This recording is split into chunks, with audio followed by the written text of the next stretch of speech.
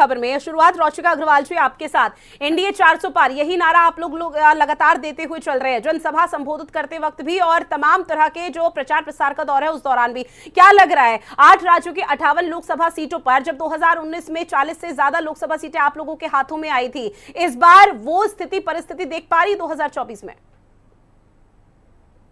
वंदे मातरम, मेरी सबको राम राम। बिल्कुल दिख रही है। मैं आज सुबह खुद कई सारे बूथों पे होते हुए आई हूँ जब मैं अपना वोट डालने गई, और उसके बाद मैंने कई सारे बूथों पे चक्कर भी लगाए। बहुत अच्छा टर्नआउट है, और मैं बहुत ज्यादा शुभकामनाएं देना चाहती हूँ इलेक्शन कमिश्नर का। जिस तरीके का अरेंजमेंट किया हुआ है इलेक्शन कमीशन ने, सारे बूथ पे लोगों के लिए इतनी फैसिलिटीज हैं।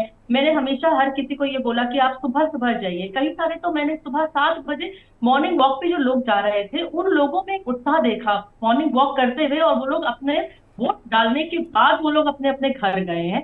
एक उत्साह था लोगों के अंदर।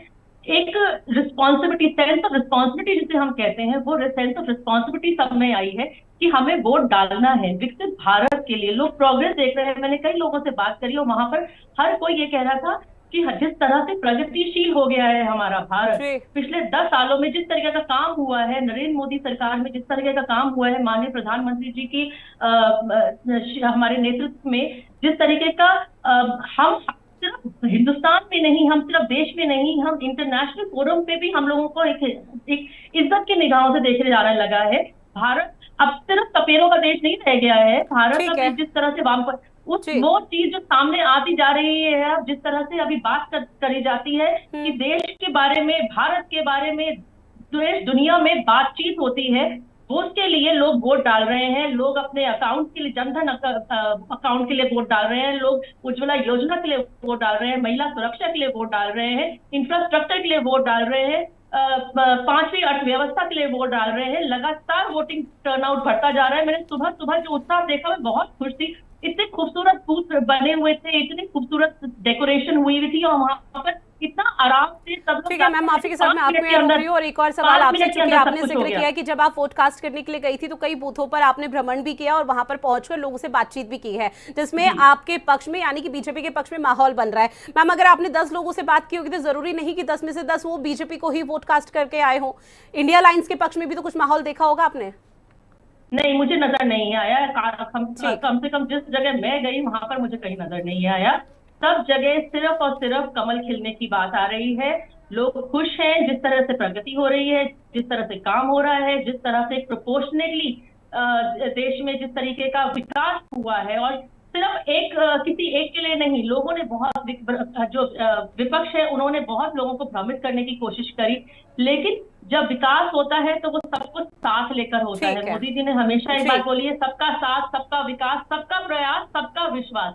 सबको साथ लेके चलने वाली जो सरकार है, उसके लिए मैंने हमेशा इस समय लोगों के दिमागों में एक उत्साह देखा है, एक प्यार देखा है। ठीक है मैम, लॉटरी में आपके पास ज़ेबा खान जी आपका रुख करते हुए सीधे तौर पर रोचिका अग्रवाल जी का कहना है कि बीजेपी के पक्ष में पूरी तरह से माहौल बना हुआ है और 4 जून को सबके सामने होगा। जी, महिला सशक्तिकरण को लेकर आप लोग तमाम दावे वादे करते हैं, लेकिन जब महिलाओं को सशक्त धरातल पर करना होता है तो उसको लेकर आप लोग मौन हो जाते हैं। एक बड़ा आरोप आप लोगों पर। देखिए, भारतीय जनता पार्टी वो पार्टी है जिसमें हमारे माननीय प्रधानमंत्री जी नारी शक्ति अधिनियम लेकर आए हैं, जहां पर पूरा राइट जो मिलता है। और ये सिर्फ राइट जो अभी बिल आया है, नारी शक्ति अधिनियम, ये अब आया है, लेकिन हमारे यहाँ भाजपा में 33% रिजर्वेशन महिलाओं के लिए हमेशा से रहा है। मोदी जी सबसे पहले एडवोकेट रहे हैं महिलाओं के लिए, महिलाओं को सशक्तिकरण करने के लिए, महिलाओं को सशक्त बनाने के लिए, उनके सम्मान के लिए। इसीलिए हमारे मोदी जी हैं जिनको सबसे ज्यादा प्यार और सम्मान जो हमारी मातृशक्ति से, हमारी बहनों से, हमारी माताओं से, हमारी, लेकिन कांग्रेस का कहना है कि रेवन्ना पर और इसके साथ ही ब्रजभूषण पर भी आप जवाब दीजिए। देखिए जी, कांग्रेस वाले बहुत ज्यादा सिलेक्टिव आउटरीच होता है। इनकी लड़की हूँ, लड़ सकती हूँ वाली जो इनकी नेता है, वो सब कुछ बोलेंगी लेकिन संदेश खाली पे मौन व्रत धारण कर लेते हैं। इन्होंने एक शब्द नहीं कहा स्वाति मालीवाल के लिए। स्वाति मालीवाल को चीफ मिनिस्टर के घर के अंदर, चीफ मिनिस्टर की अरविंद केजरीवाल का पीएम पीटता है। उस हालत में वो बेचारी जिसको हाथ लाख घूसों से पीटा जाता है, वो महिला जब बाहर जाती है उसके लिए प्रियंका जी कुछ नहीं बोलती। प्रियंका वाड्रा जी का क्या मौन हटा देता है, सिर्फ ये कहती है इन्वेस्टिगेशन होती है। एक बार ये बोला गया है कि स्वाति मालीवाल के साथ जो हुआ वो गलत हुआ। क्या स्वाति मालीवाल के साथ जो हुआ और वो अपने आप बयान दे रही है कि मेरे साथ इस तरीके का दुर्व्यवहार हुआ है, मेरे साथ मॉलेस्टेशन हुआ है, मुझे पीटा गया है, क्या इनको इनकी ड्यूटी नहीं बनती थी? एक महिला होने के नाते इनको नहीं बोलना चाहिए था? संदेश खाली में हिंदू महिलाओं के साथ कितने समय से शोषण होता जा रहा था। चुन चुन के कौन परिवार में कौन सी सुंदर हिंदू महिला है, कौन सी है, कौन सी है, उनके साथ रात रात भर दिन दिन भर उनके साथ रेप होता था, उनका उत्पीड़न होता था। ममता बनर्जी जी वहां पर बैठी हैं, उनका तो नाम ही ममता है, कहाँ की ममता है? उनमें किस तरीके की महिला है जिन्होंने एक शब्द नहीं बोला? उन्होंने तो ये तक बोल दिया था कि जिन्होंने उनके खिलाफ पेट के खिलाफ अगर आके किसी ने बोला है मैं उनकी इन्वेस्टिगेशन करूंगी। क्या कोई अगर इन्वेस्टिगेशन करने की बात करती है महिलाओं के खिलाफ, विक्टिम के खिलाफ, क्या वो सही है?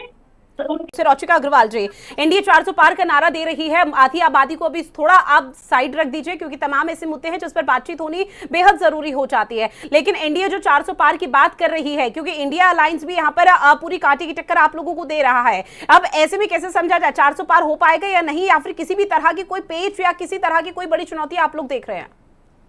जी नहीं, कोई चुनौती नहीं है। बहुत आराम से हम लोग 400 पार करेंगे।